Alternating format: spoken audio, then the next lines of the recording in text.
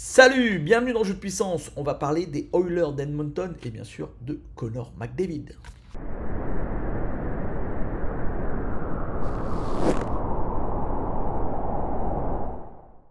Les Oilers d'Edmonton qui sont arrivés en second tour, qui sont fait éliminer par les champions en titre, les Golden Knights de Vegas.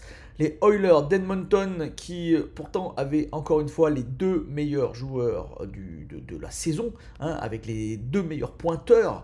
On a bien sûr Connor McDavid qui a battu tous les records cette saison. Ce n'était pas arrivé depuis 1995-96, Mario Lemieux, d'atteindre autant de points lors d'une saison régulière. 153 points pour lui, 64 buts. Connor McDavid a eu tous les trophées.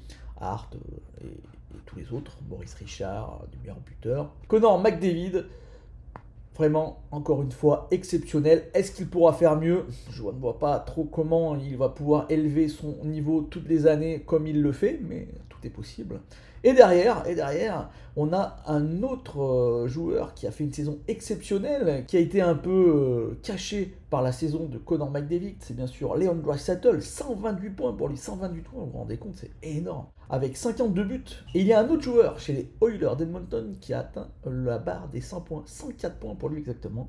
C'est Ryan Nugent-Hopkins qui lui a atteint 104 points. 3 joueurs avec plus de 100 points chez les Oilers d'Edmonton. C'est juste incroyable, c'était pas arrivé depuis très très longtemps, 95-96 comme je vous l'ai dit. Année exceptionnelle pour cette équipe, malheureusement, qui s'est arrêtée au second tour des playoffs, car il manque de la profondeur comme d'habitude, car nous avons 4 joueurs qui ont énormément de points, mais les autres, ils n'en ont pas beaucoup du tout. Et la défense, surtout la défense, ça pose souci. Mais on va tout de suite regarder l'attaque, car il y a eu un seul rajout cette saison. Il faut dire que le cap salarial du côté des Oilers commence à poser problème.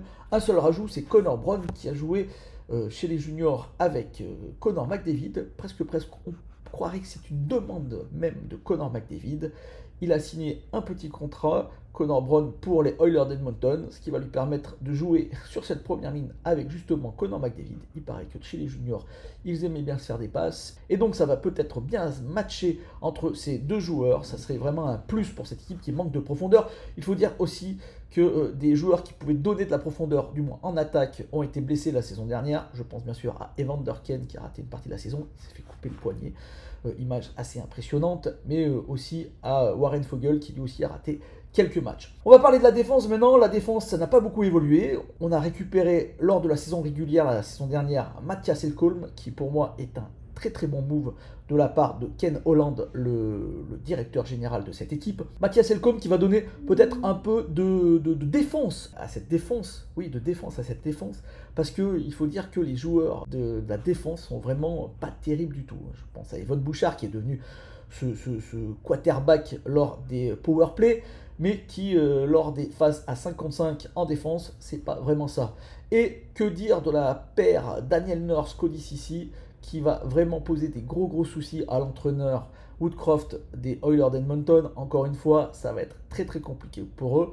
Et Brett Kulak, à mon avis, un des peut-être meilleurs défenseurs de cette équipe, avec Matthew Selcom, qui va devoir jouer avec Vincent Desharnais. Ah, ils aiment bien les gros bébés du côté des Oilers d'Edmonton en défense, mais malheureusement, ces gros bébés, je les trouve un peu fragiles défensivement, justement. Et on va parler des gardiens. Là aussi, problème, on avait récupéré enfin un gardien numéro 1 qui pouvait prétendre à être plutôt pas mauvais du côté des Oilers.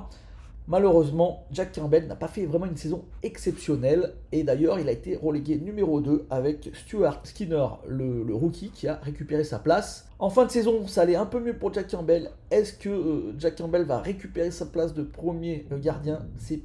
Tout n'est pas certain là-dessus. Donc on va voir, ça va être important. Et peut-être que même ils arriveront à avoir des bons résultats tous les deux. Et ça serait une bonne chose pour les Oilers si Jack Campbell et Stuart Skinner arrivent à faire un duo de gardiens intéressant avec des bonnes performances. Mes prédictions pour les Oilers d'Edmonton, qui pour moi, en saison régulière, n'auront pas trop de mal à s'imposer, à peut-être gagner cette division Pacifique ou arriver deuxième derrière les Golden Knights peut-être. Mais dans tous les cas, je ne les vois pas ne pas se qualifier avec deux joueurs comme Connor McDavid et Leon Draisaitl. Impossible qu'ils ne se qualifient pas à mon avis, sinon ça serait vraiment une grosse surprise est presque un drame du côté d'Edmonton, mais à mon avis, ils vont se qualifier. Après, toute la question, c'est est-ce qu'ils vont arriver à aller plus loin que la finale de division qu'ils avaient atteint il y a 2 ans de cela, et vont-ils enfin gagner la Coupe Stanley? Voilà, j'espère que cette petite vidéo vous a plu. Si c'est le cas, n'hésitez pas à me faire un petit like, un petit commentaire ou à la partager. Moi, je vous dis à bientôt pour de nouvelles previews et on parlera d'une des surprises de la saison dernière, les Panthers de la Floride. Allez, ciao!